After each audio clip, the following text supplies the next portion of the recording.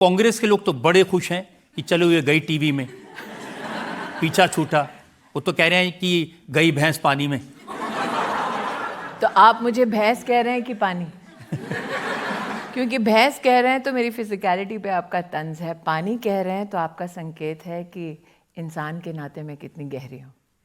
मैं तो आपकी गहराई की बात कर रहा हूँ और आपकी फिजिकली पे कोई कह नहीं तो सकता। चलिए, क्योंकि जनता को अदालत में पता चल गया कम से कम भैंस नहीं हूँ। मैं तो आपको कॉम्प्लीमेंट दूंगा कि पिछले कुछ महीनों में आपने इतना वजन कम किया है।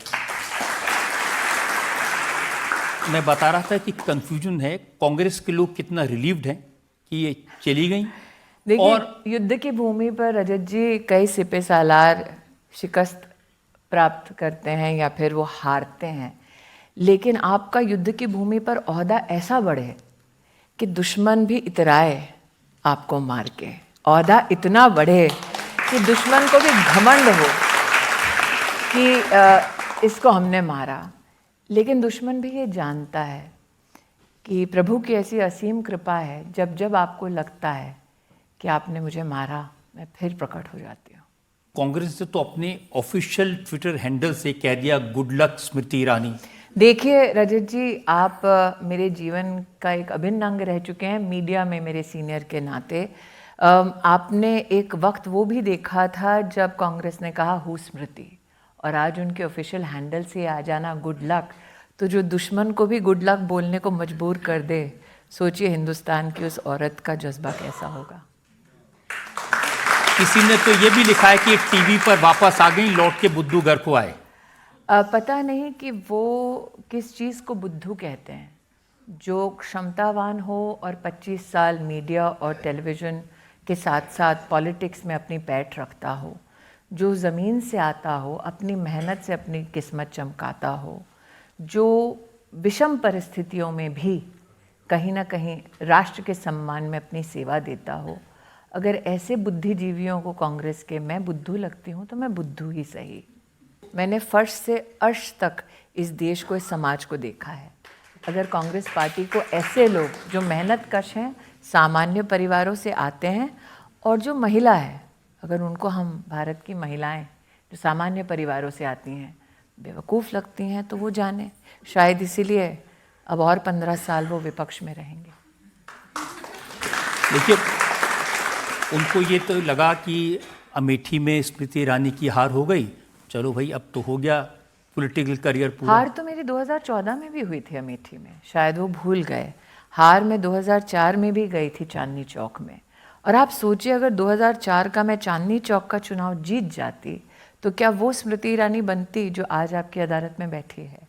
तो मेरी किस्मत हमेशा जीत ने नहीं लिखी है, कई बार मैंने अपनी हार से भी अपनी किस्मत को नए अंदाज में लिखा है।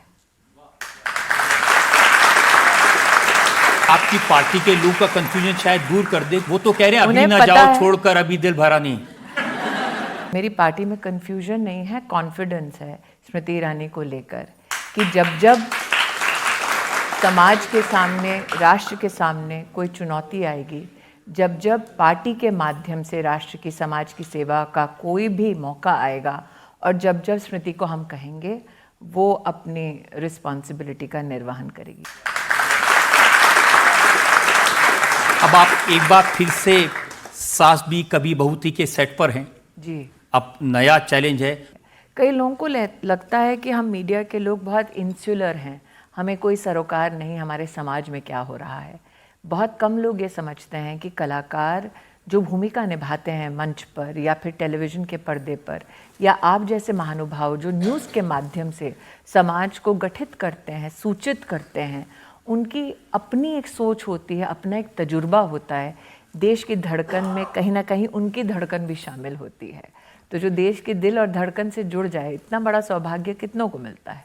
आज जब मैं कलाकारों के मध्य में जाती हूँ तो इन नौजवानों की तरह नए कलाकारों का भी एक वहाँ पर समूह है, और जब वो मेरे साथ बैठकर चर्चा करते हैं तो स्क्रिप्ट पर कम चर्चा होती है, देश की संसद में क्या चल रहा है, देश की आर्थिक व्यवस्थाओं में क्या चल रहा है, देश का इतिहास क्या है और देश का भविष्य कैसे बनाना है, इन मुद्दों पर भी बातचीत होती है। तो ये प्रॉब्लम नहीं हो सकती, क्योंकि 2014 में भी आप सेट पर थी और एक फ़ोन आया था और आप सब कुछ छोड़कर चली शिमला गई। में ऋषि कपूर साहब के साथ एक फिल्म में काम कर रही थी जब सुबह सुबह फ़ोन आया कि आपको दिल्ली आना है, दोपहर को शपथ लेनी है। तो मेरा अंतिम जो क्षण था, जो मैंने कैमरा को फेस किया था, वो स्वर्गीय ऋषि कपूर जी के साथ था। और ऋषि कपूर जी ने आपको सलाह दी कि उन्होंने कहा कि पलके भी मत झपकाओ, समय भी मत बिताओ। बाकी लोग जो क्रू में थे उन सब ने इस बात का कहीं ना कहीं खुशी जाहिर की और ये भी कहा जल्दी से बैग बांधो और दिल्ली जाओ, क्योंकि राष्ट्र सेवा से बड़ी सेवा और ऐसा बड़ा सौभाग्य और कोई नहीं है। तो अब कोई ऐसा मौका तो नहीं आ जाएगा कि आपको फिर फ़ोन आएगा और फिर क्योंकि के सेट से वापस दिल्ली में शपथ लेते हुए दिखाई देंगी? देखिए, मौक़ों को मैं नहीं तलाशती, मौके मुझे तलाशते हैं। तो कौन सा मौका मुझे कब तलाश लेगा ये मैं नहीं जानती। इतना जानती हूँ कि जब मौका मुझे तलाशते हुए आए तो आप कहीं ना कहीं ना बेजार होंगे ना शर्मसार होंगे। मैं जो प्रतिभा लेकर पॉलिटिक्स में और मीडिया में आज जानी जाती हूँ, उस बेंचमार्क से नीचे नहीं उतरूंगी, इतना आपकी अदालत में मैं वादा करती हूँ। कई बार देखा कि बहुत सारे फिल्म स्टार, अमिताभ बच्चन राजनीति में आए थे और बाद में बड़े निराश हुए। उन्होंने कहा ये तो सेसपूल है और मैं कभी राजनीति में नहीं जाऊंगा। राजेश खन्ना साहब वो भी राजनीति में आए थे और वो भी निराश होकर के वापस गए। तो मैं राजनीति में नहीं आई, मैं राष्ट्रनीति से जुड़ी। फर्क है, क्योंकि राजनीति में आते हैं आप तो अपने लिए कुछ तलाशते हैं। राष्ट्र की नीति से आप जुड़ते हैं तो आप राष्ट्र के लिए नए ऊंचाइयां, नई उपलब्धियां, इनको तलाशते हैं। तो ये फ़र्क होता है। अपने लिए करना वो तो बहुत करते हैं, दूसरों के लिए जीना, दूसरों के प्रति सेवा भाव रखना, ऐसा सौभाग्य, मौका बहुत कम लोगों को मिलता है। तो मेरा ये मानना है कि अगर आपको मिला ये मौका तो उसमें आपको अपना सर्वस्व न्यौछावर कर देना चाहिए।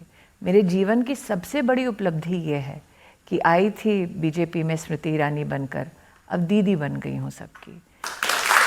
देखिए, आपका योगदान तो तुलसी के कैरेक्टर के रूप में भी काफ़ी रहा। उसने भी लोगों को एक नई तरह से सोचने का मौका दिया। और हम 150 लोग थे टीम में, तो जब हम लोगों ने पहली बार शो किया तो शायद ही एकता कपूर छोड़कर किसी और के पास अपना मकान हो, अपना एक बढ़िया बैंक बैलेंस हो, अपनी एक गाड़ी हो।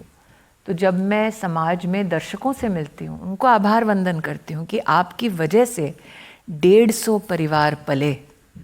आज भी जब हम वापस, क्योंकि सास भी कभी बहुत ही कर रहे हैं, वो सिर्फ एक पात्र नहीं है, सिर्फ एक सीरियल नहीं है, कई लोगों का रोज़गार है जो जनता की वजह से पलेगा, बढ़ेगा।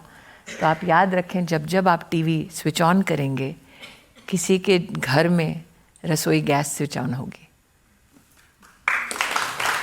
मुझे तो ये भी बताया गया कि स्मृति ईरानी को उस समय 1800 रुपये रोज़ मिलते थे।